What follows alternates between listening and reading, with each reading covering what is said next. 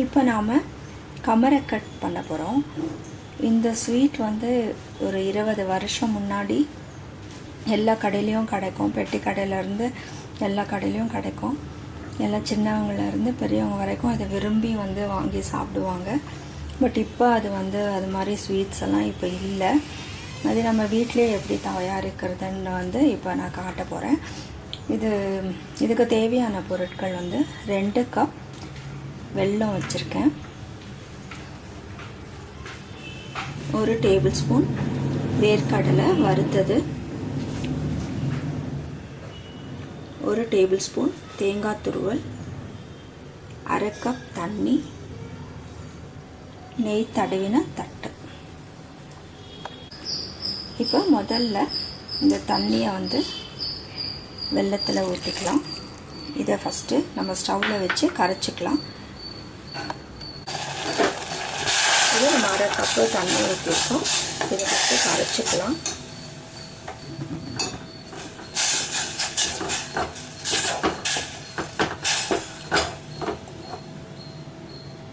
இந்த வேர்க்கடலையை வந்து நம்ம வந்து சின்ன சின்னதாக வந்து நசுக்கிட்டோன்னா, சப்பாத்தி கட்டையில் தேய்ச்சோன்னா அது வந்து கொஞ்சம் சின்ன சின்னதாக வந்து பொடியாக ஆகிடும். ரொம்ப பொடி பண்ண வேண்டாம், கோர்ஸாக வந்து அதை நம்ம பொடிச்சுக்கலாம். இங்கே பாருங்கள், இது பொடிச்சாச்சு. இது போல் வந்து நீங்கள் பொடிச்சுக்கோங்க. மிக்சியில் போட்டோன்னா ரொம்ப தூளாகிடும். அதனால சப்பாத்தி கட்டையிலே வந்து சும்மா தேய்ச்சா இது வந்து இப்படி பொடிஞ்சிரும். இப்போ இது கரைஞ்சிருச்சு வெல்லம். இப்போ வந்து நம்ம வந்து இதை எறுத்துக்கலாம். ஏன்னா இதில் வந்து வேண்டாத ஏதாவது அழுக்கு மண்ணெல்லாம் இருக்கும் சில வெல்லத்தில். அது நம்ம எறுத்துட்டோன்னா க்ளீனாக இருக்கும். வந்து எறுத்தாச்சு. இப்போ இதை வந்து பாகு காய்ச்சிடலாம்.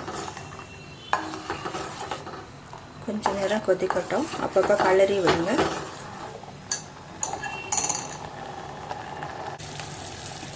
இப்போ நம்ம தேங்காய் வந்து இதில் ஆட் பண்ணிக்கலாம். அதே போல் வேர்க்கடலை பொடியும் இதில் ஆட் பண்ணிக்கலாம். இப்போ வந்து இதை நல்லா கலக்கி விடுங்க. இது பாதுக்கு நல்ல பாகு வரும்போது நம்ம வந்து எடுத்துடலாம்.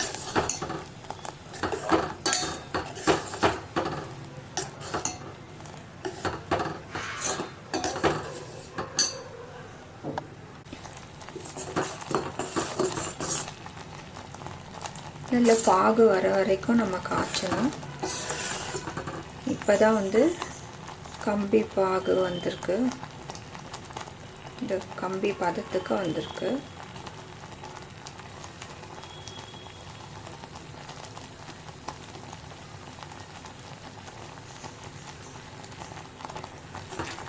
இன்னும் கொஞ்ச நேரம் காய்ச்சலாம். இதை நான் வந்து ஒரு கப்பில் தண்ணி வச்சுருக்கேன். இந்த தண்ணியில் நம்ம விட்டோன்னா அது உருண்டையாக வந்து உருட்டுற அளவுக்கு இருக்கணும். அது வரைக்கும் நம்ம வந்து காய்ச்சணும். இப்போ நம்ம கொஞ்சம் எடுத்து தண்ணியில் விட்டு பார்க்கலாம். அது கரையக்கூடாது, அப்படியே நிற்கணும்.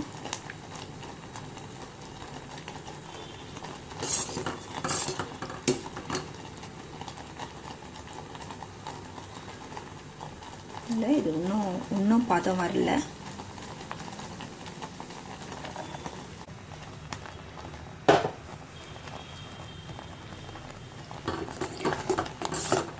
இப்போ நம்ம வந்து தண்ணியில் விட்டு பார்க்கலாம்.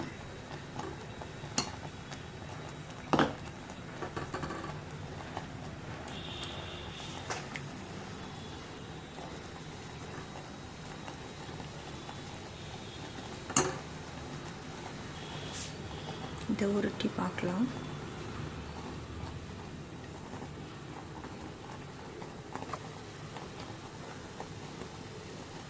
உருட்டுற அளவுக்கு வருது, பட் இன்னும் கொஞ்சம் ஆகணும்.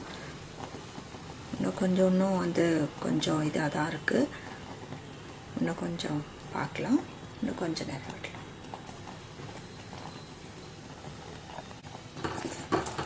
இப்போ வந்துடுச்சு.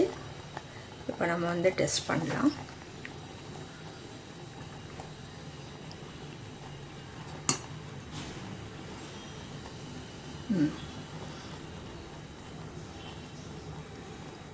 நல்லா உருட்டுற அளவுக்கு வருது. இப்போ இந்த பதம் கரெக்டு. நம்ம வந்து ஸ்டவ் ஆஃப் பண்ணிடலாம். இப்போ இதை எடுத்து அந்த தட்டில் வந்து நம்ம வந்து ஃபுல்லாக வந்து தட்டில் ஊற்றிக்கலாம். இப்போ நம்ம தட்டில் ஊற்றின்ட்டோம். இது கொஞ்சம் ஆறட்டும். ஆறின பின்னாடி நம்ம உருண்டை பிடிச்சி வச்சிடலாம். இப்போ ஆறிடுச்சான்னு பார்க்கலாம். இன்னும் சூடாக இருக்குது. இன்னும் கொஞ்சம் ஆறின பின்னாடி நம்ம வந்து கொஞ்சம் கொஞ்சமாக எடுத்து உருண்டை பிடிச்சிக்கலாம்.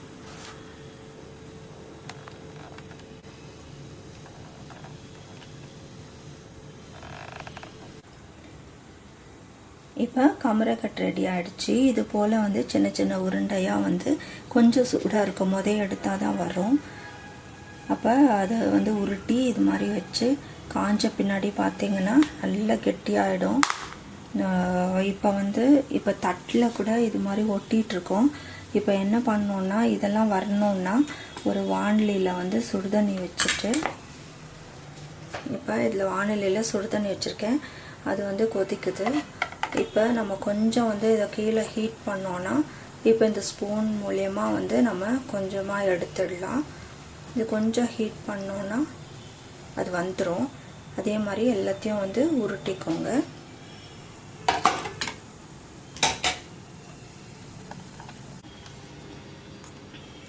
கமரக்கட் ரெடி ஆகிடுச்சு. இது நல்லா ஆறிடுச்சு. இது நீங்களும் செஞ்சு பாருங்கள். செஞ்சு பார்த்துட்டு உங்கள் வீட்டில் இருக்கிறவங்களுக்கெல்லாம் கொடுங்க. ரொம்ப டேஸ்ட்டாக இருக்கும்.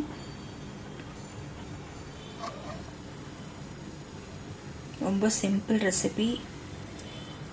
வெறும் வெல்லம் தான் இதுக்கு. அதில் வந்து நமக்கு என்ன இஷ்டமோ தேங்காய் நிறையா போட்டுனாலும் போட்டுக்கலாம். இல்லை நான் வந்து கலந்து போட்டிருக்கேன். தேங்காவும்